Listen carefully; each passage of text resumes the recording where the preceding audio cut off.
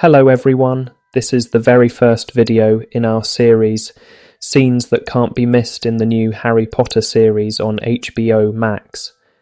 Today, I'll show you 5 moments from the book that never made it into the film, but they completely change the way we see the wizarding world and Harry's journey too. Let's start with the first one. When we think of Harry Potter and the Philosopher's Stone, most of us remember the scene where Dumbledore leaves baby Harry on the Dursleys' doorstep. But in the books, the beginning is much richer. It's full of little details that the film simply left behind. Scene 1. The day Voldemort fell, what Uncle Vernon saw. Before we meet Dumbledore, the book introduces Mr. Dursley, Harry's uncle. He wakes up early, heads off to work as usual. But then, he starts noticing very odd things happening out on the streets. Just on the corner, he spots the first clue. A cat, reading a map. Then, he sees people in the streets wearing coloured cloaks.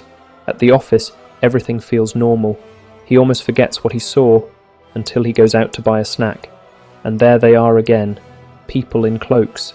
This time, he even overhears them whispering, "The Potters, that's right, that's what I heard.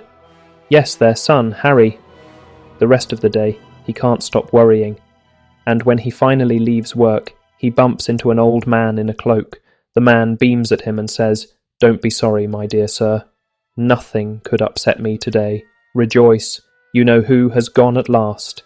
Even muggles like yourself should be celebrating this happy, happy day." Then, the man hugs Uncle Vernon around the waist and walks away. This opening gives us so much. It shows Vernon's personality, his prejudice, and his fear of the magical world. Scene 2. Owls and shooting stars. Uncle Vernon didn't see the owls flying everywhere. He was sitting with his back to the window, as he usually did, focused in his office. But outside, people were pointing at the sky, amazed. Owls flew past in droves. Most had never even seen an owl, not even at night. The story even made the evening news, which Uncle Vernon watched. And finally, bird watchers everywhere have reported that the nation's owls have been behaving very unusually today.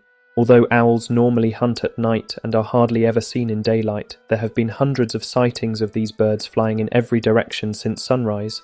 Experts are unable to explain why the owls have suddenly changed their sleeping pattern. The presenter grinned. Most mysterious. And the weather forecast made it even stranger.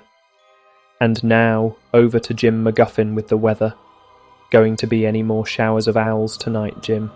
"Well, Ted," said the weatherman, "I don't know about that, but it's not only the owls that have been acting oddly today. Viewers as far apart as Kent, Yorkshire and Dundee have been phoning in to tell me that instead of the rain I promised yesterday, they've had a downpour of shooting stars. Perhaps people have been bonfire night early. It's not until next week, folks, but I can promise a wet night tonight."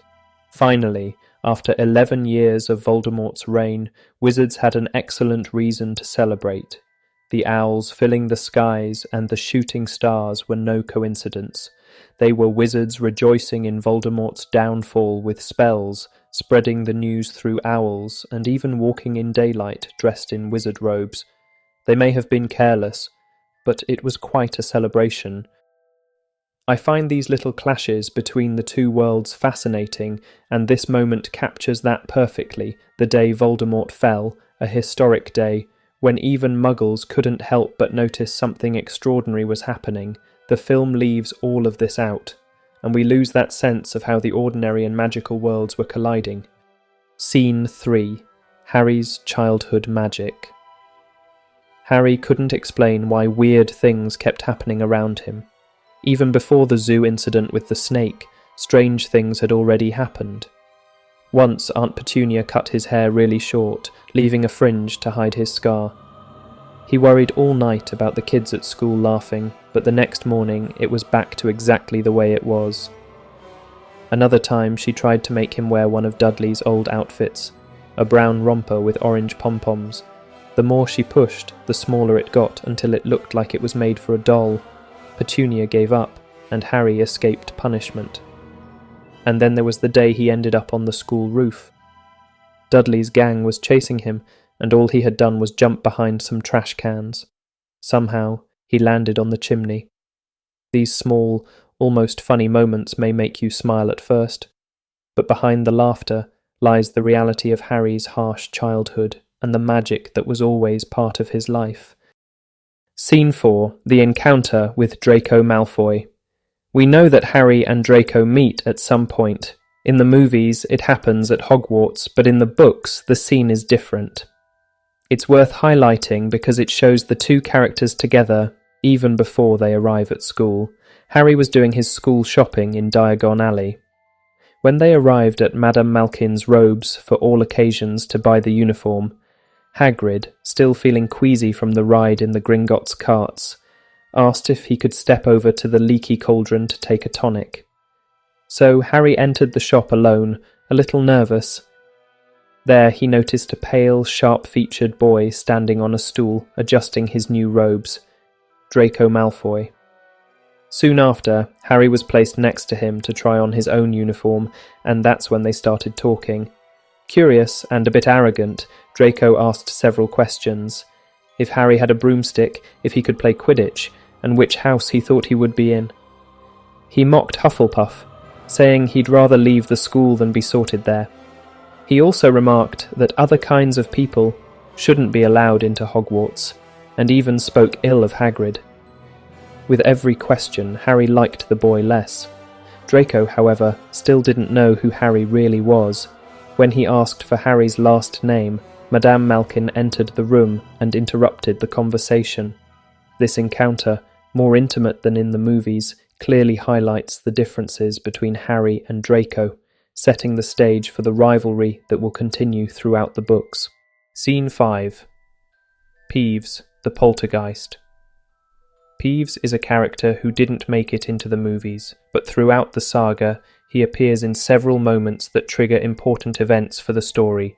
He is not a ghost, but a poltergeist, and has always lived at Hogwarts. He's the biggest cause of chaos and mischief in the school, disliked by many students and staff, especially Argus Filch. Peeves is first mentioned shortly after the first-year students arrive at Hogwarts. While waiting to be called to the Great Hall for the sorting ceremony, they stayed in a room where several ghosts appeared, discussing whether Peeves should be allowed to participate in the festivities. The Fat Friar wanted to give him another chance, but nearly headless Nick didn't even want to consider him, complaining that Peeves tarnished the reputation of ghosts. After all, he wasn't even a real ghost. After the feast, Peeves appears tormenting the Monitor Percy Weasley while he was leading the first-year students to Gryffindor Tower. He floats in the air with his legs crossed, holding walking sticks, and dives toward the students who duck to protect themselves. When Percy threatens to call the Bloody Baron, the ghost feared and respected by Peeves and capable of controlling him, he disappears instantly, dropping the walking sticks on Neville's head. We'll see Peeves again in another scene in the next part of the video. Thank you for watching, and stick around for more magical moments from Harry Potter